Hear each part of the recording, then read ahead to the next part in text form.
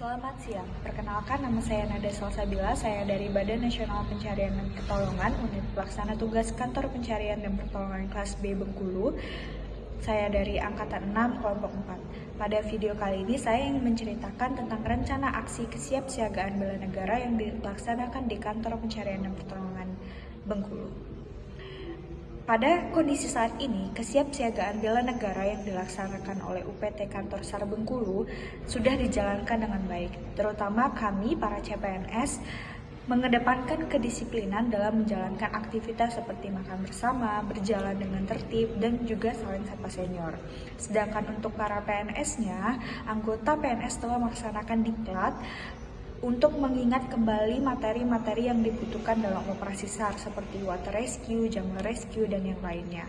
Selain itu juga, pada saat terjadi bencana gempa bumi di Bengkulu beberapa waktu yang lalu, kami membantu masyarakat dalam melakukan operasi evakuasi. Selain itu juga, kami juga berperan aktif dalam program bela negara yang dilaksanakan oleh pemerintah.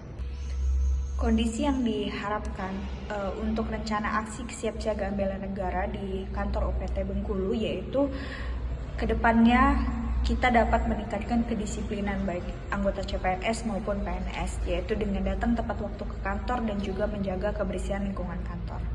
Selain itu juga melakukan latihan gabungan dengan potensi SAR, masyarakat, TNI maupun Polri untuk mengasah kemampuan operasional jika ada kondisi darurat. Selain itu juga mempersiapkan prosedur kerja yang sesuai dengan SOP. Lalu membangun kolaborasi dengan pihak eksternal baik masyarakat, TNI maupun Polri. Dan kolaborasi ini diharapkan dapat meningkatkan kemampuan dan pelayanan kepada masyarakat serta dapat menerapkan semangat nasionalisme dan juga cinta tanah air yang tinggi di individu masing-masing.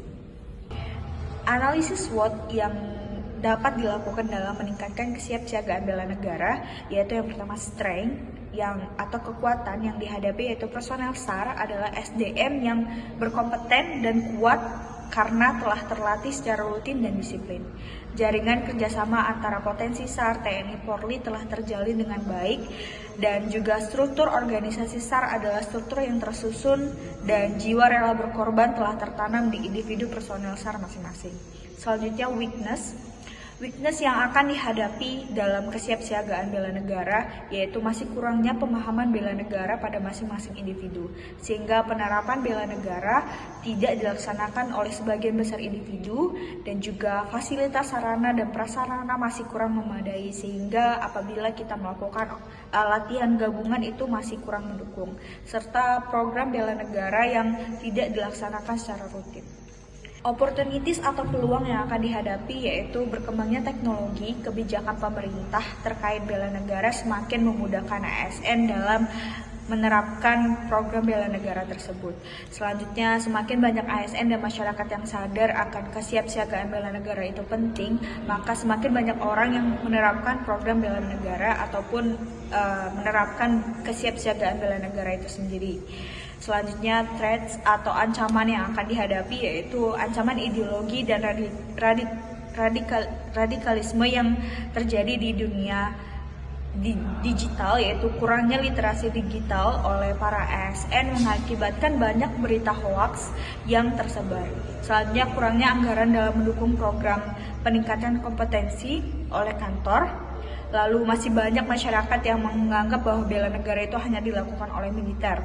Sedangkan bela negara itu bisa diterapkan oleh diri sendiri, tidak harus bergabung kepada dunia militer.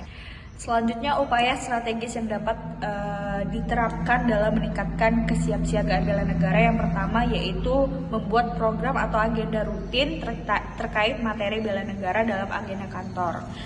Sebelumnya juga instansi atau pemerintah juga harus menyiapkan modul terkait pelatihan bela negara. Yang kedua yaitu membuat program latihan rutin dengan pihak eksternal, masyarakat, potensi SAR, TNI, Polri untuk yang berhubungan dengan operasi SAR seperti materi jungle rescue, water rescue dan yang lainnya, dan menjalankan simulasi.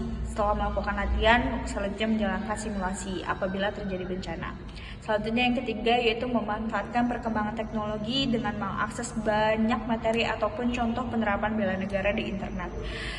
Lalu yang terakhir yaitu meningkatkan literasi digital, di mana apabila kita menerima berita, kita harus meng-cross check terlebih dahulu apakah berita tersebut benar atau tidak sebelum kita membagikannya ke orang lain. Sekian video dari saya. We are family, Afikna Jagat Samagara.